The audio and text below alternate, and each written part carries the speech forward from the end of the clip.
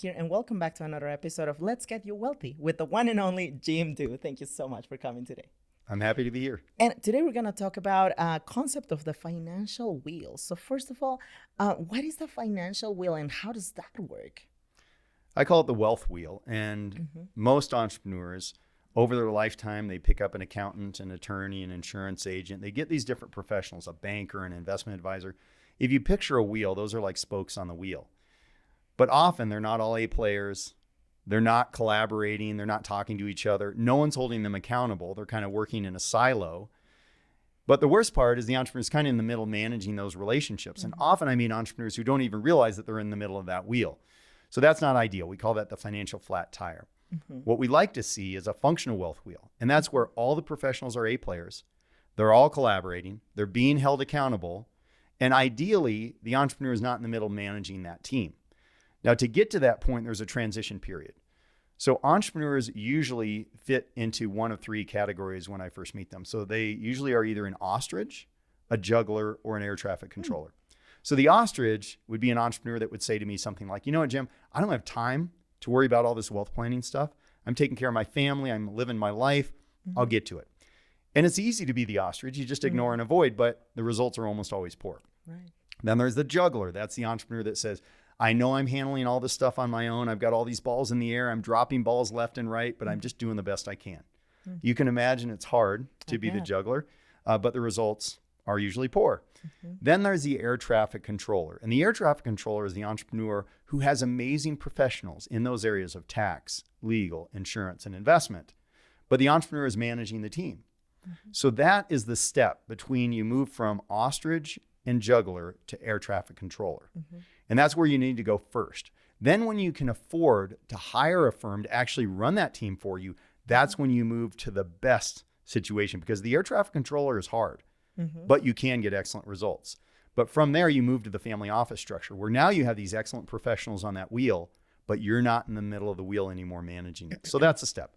Ostrich juggler to air traffic controller to family office structure. That's right. And I feel like so many entrepreneurs, they get stuck into getting a second job at that point because they're trying to manage every single little aspect about their businesses. So why do you think it is so important to implement a wheel, this type of wheel within regular life also? Because we have entrepreneurs here listening to us, but we also have people that are starting their investing path. So what are some of the ways that they can implement that wheel into their life right now? Yeah, that's a great question. Richard Branson said time is the new money. And really, time is the way you're going to make an incredible business and an incredible life. I've often heard people say, show me your calendar and I'll show you your priorities.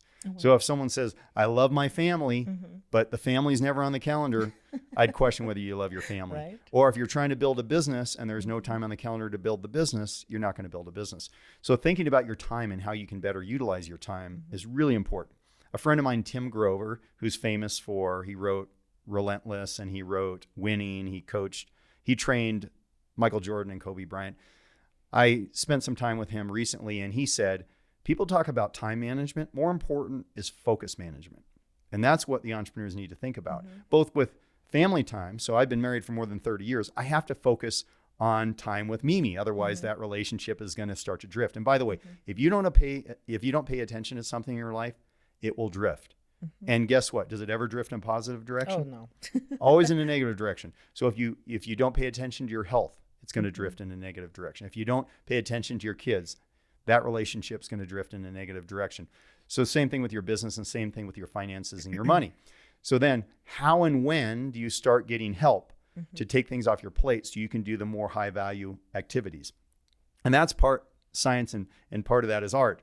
So I know when I was a school teacher, I said to my wife, and those of you who've been married for a long time like me, you say things to your spouse and you find out they remember 10, 20, 30 years later. So I said to my wife, Mimi, I said, when I was a school teacher, I will never pay anyone to do the yard work. And she said, why? And I said, because why would I pay someone to do the yard work when I can do the yard work? Fast forward years later, we have this successful business. I'm talking to an entrepreneur friend of mine one day on a Friday, and he said, what are you doing this weekend? I said, I got to do the yard work. He said, do you like doing the yard work? I said, I hate doing the yard work. He said, then why are you doing the yard work? And I said, because why would I pay someone when I could do it myself?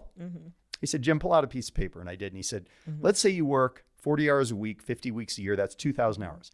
Let's take how much revenue your company generates and divide by 2,000, and that's what you're worth per hour. Mm-hmm. He said, do you know you could hire people to do your yard for an entire year by working 1 extra hour on something you love? Mm-hmm. And I don't know about you, Marjorie, but have you ever had something in your life where you go, God, why That's am I like so a stupid? boom. Like, I am so stupid. I didn't think of that before. And that's how I Eye-opener. felt. Since then, of course, I started looking at things differently. Like, what can I have other people do so I can focus on the business, focus on my marriage, focus on my friendships? And so now we have someone that does the grocery shopping for us. Mm-hmm. And I'll show you how silly it gets. When I was thinking about, because I always did the grocery shopping, Mm-hmm. here was the complaint, or here's the argument against me hiring someone to do the grocery shopping. I said, no one can pick out avocados like me. That's actually what I said. And then I thought, how stupid. And then I had someone say, you don't think you could teach someone how to pick out the avocado the way you pick out the avocado? By the way, sometimes they're not quite the way I'd pick them out, but it But ended up, it's close. yeah. But the time I freed up to be more Right. creative and to Mhm. focus on my business and my important relationships have Mhm. then springboarded what I'm able to do in all these areas. And like I said earlier, make more money, do more good.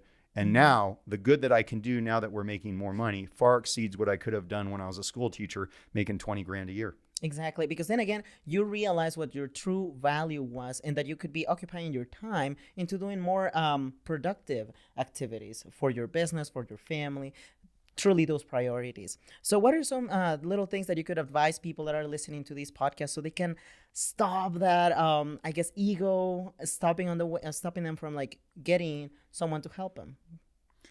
Yeah, well, it's important to know you can't do it all and you Mhm. can't know everything. And really finding out what's your specialty, what's your genius, what are you great at, and focusing on that. And then what's important to you. I think a lot of people, they miss the boat because they don't take the time to figure out what's important. So one Mhm. concept I like to talk about is make rich real. And make rich real means different things to different entrepreneurs. So make rich real. Rich might be real for you because you build a real estate portfolio where you have Mhm. $20,000 a month of passive recurring income. Mhm. You might say, when I get to that point, rich is real to me. Mhm. Or it might be things that you want to do so your great great grandkids remember you because you're creating multi-generational wealth. Or maybe there's a charity or something you care about that you want to make a difference, and you get to a point where you can support that charity in a way that you feel is substantial. But whatever it is for you, take some time and think about what makes rich real for me. So this is something I asked my wife recently, and it was a really interesting answer from her because her family immigrated from Korea when she was 5, and they first got here, they were on food stamps. Mhm. And so I said to my wife, I said, is rich real to you? And she said, it is. And I said, how do you know? She said, because when I go in the store, I can buy anything. I don't have to look at the price Oh, wow. tags. So rich Mhm. is real to me. So how is rich real for you? That will help you really think about crafting a life that will get you so that rich is real. And part of that's financial. Part of that might be free time and travel. So really think about those things and build that into your plan. That's right. Thank you so much again, Jim. And thank you to our audience. So there you have it. Think about your goal, think about your objective so you can start drafting all the little steps that will get you there. We're going to see you in the next episode. Bye bye.